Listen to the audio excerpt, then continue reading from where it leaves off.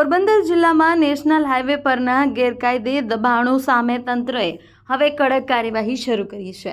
National highway 27 અને national highway 51 પર ગેરકાયદેસર રીતે ઊભા કરવામાં આવેલા બાંધકામો અને રસ્તાઓ સામે મેગા ડિમોલિશન હાથ ધરવામાં આવ્યું છે।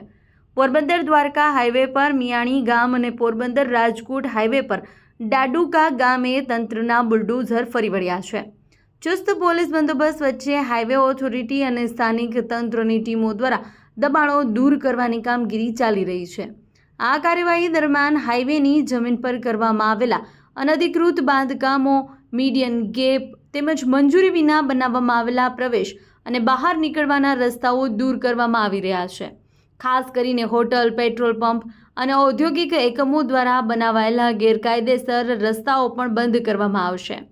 તંત્ર દ્વારા સ્પષ્ટ કરવામાં આવ્યું છે કે દબાણકર્તાઓ સ્વેચ્છાએ દબાણ દૂર નહીં કરે તો તેમની સામે કાયદેસરની કાર્યવાહી કરવામાં આવશે।